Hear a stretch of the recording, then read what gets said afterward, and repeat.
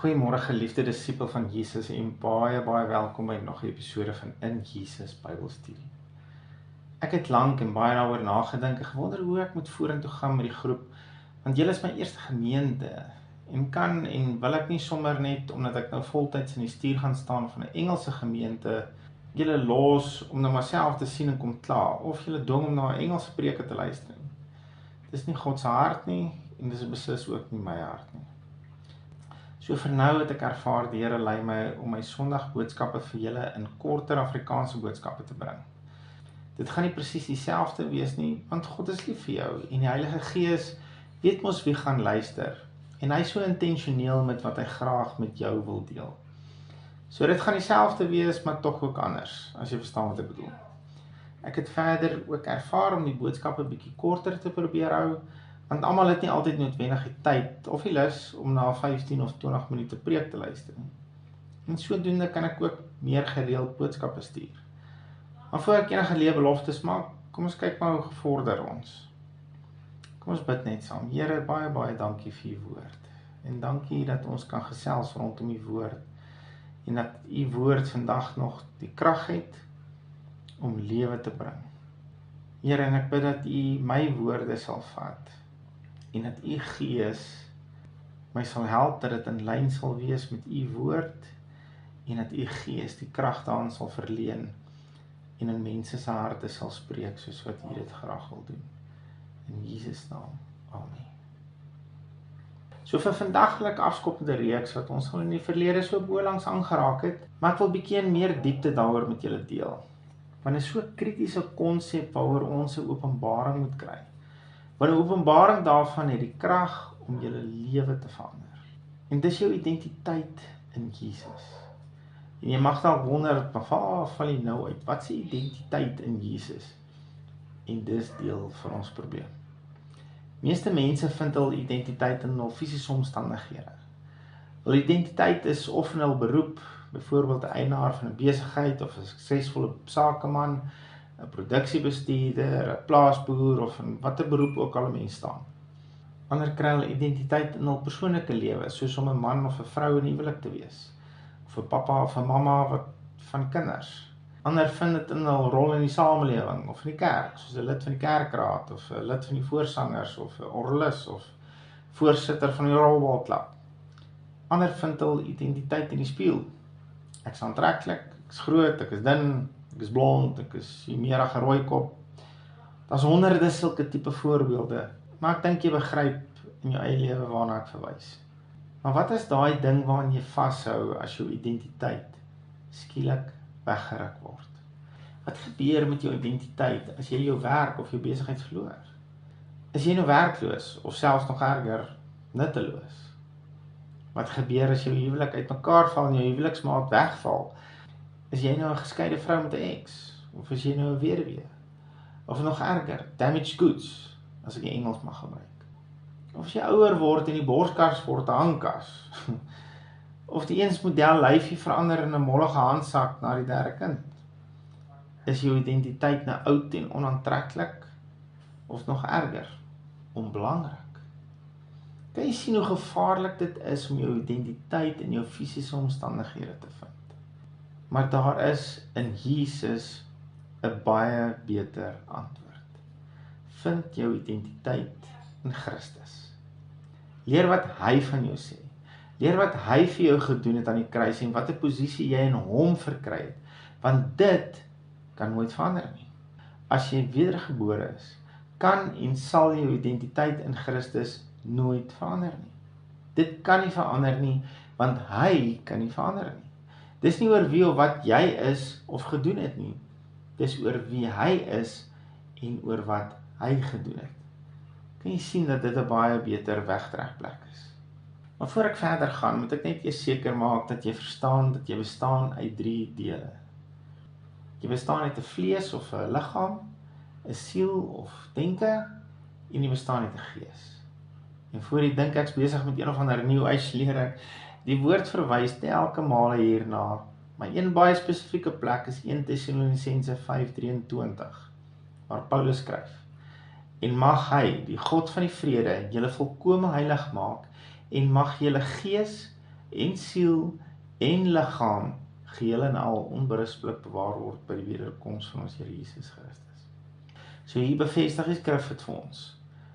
Jy bestaan uit 'n gees, 'n siel en 'n liggaam. En net om die onderskeid beter te verstaan, jou vlees is hoofsaaklik jou 5 sintuie, jou reuk, smaak, gehoor, sig en gevoel.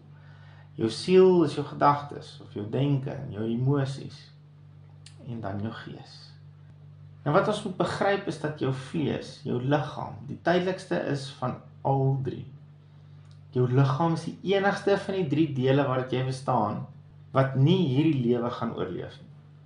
Jou liggaam gaan nie saam met jou hemel toe as jy sterf nie. Jy gaan 'n verheerlikte liggaam kry, wat soos Jesus se liggaam gaan wees, wat hy verkry het na sy opstanding.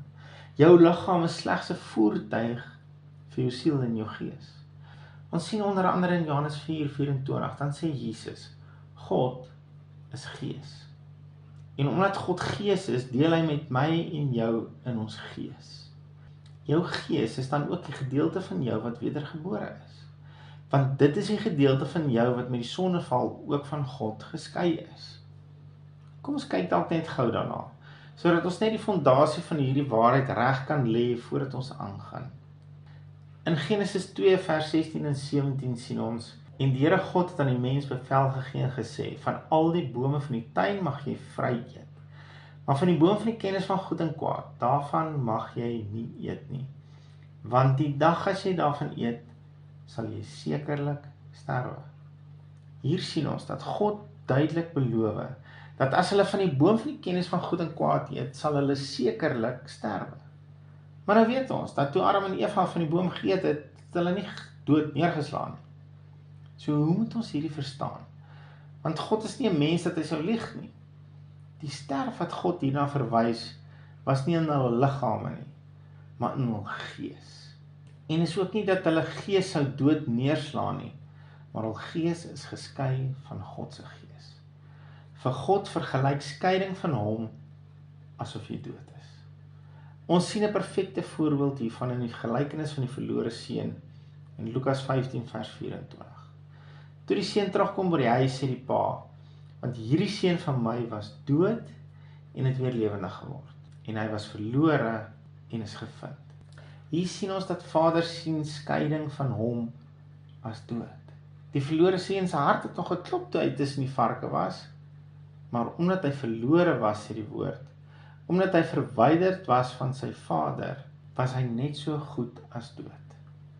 Maar die ander kant van die muntstuk is ook waar. Toe hierdie seun terug is by sy pa, toe verwys die pa na hom as lewendig en gevind. So Adam se gees is verwyder van God se gees met die sondeval. En daarna het arme mense voortgeplant waarvan hul gees ook dood en verwyderd was van God se gees. Kyk wat sê Genesis 5 vers 3. Toe Adam 130 jaar oud was, het hy 'n seun verwek na sy gelykenis, na sy ewebeeld en hom Set genoem. Hoor mooi wat sê hy, na sy gelykenis, na sy ewebeeld. En wat was Adam se gelykenis en ewebeeld? Sy gees was verwyderd van God. Sy gees was dood. En so was elke mens wat hierna verwek is, verwyderd van God in ons gees. En daarom is dit krities belangrik om wedergebore te word. Want met wedergeboorte word jou gees herskep en herstel na sy skepingsblauwdruk, om een met God se gees te wees. Kyk wat sê 1 Korintiërs 6 vers 17, maar wie die Here aanhang, is een gees met hom. Maar wie die Here aanhang, is een gees met hom. Kan jy jou dit voorstel? Deur wedergeboorte het jou gees en God se gees een geword. Jy is nie meer dood nie, jou gees is nie meer verwyder van God nie, jy is nou een gees met hom. Die Amplified Classic skryf dit so, but a person who is united to the Lord becomes one spirit with him. As jy vereenselwig is met God, united, is jy een gees met hom. Wat 'n awesome identiteit om aan vas te hou. In ons volgende boodskap kyk ons bietjie meer na wat dit beteken. Here, dankie vir wedergeboorte. Dankie dat U dit aan ons beskikbaar kom stel het. Dankie Here dat deur wedergeboorte het U kom herstel wat arm verbrou het. Het U ons gees kom een maak weer met U gees. Het U ons gees kom lewendig maak saam met U gees. En kan ons nou lewe as mense wat een is met God.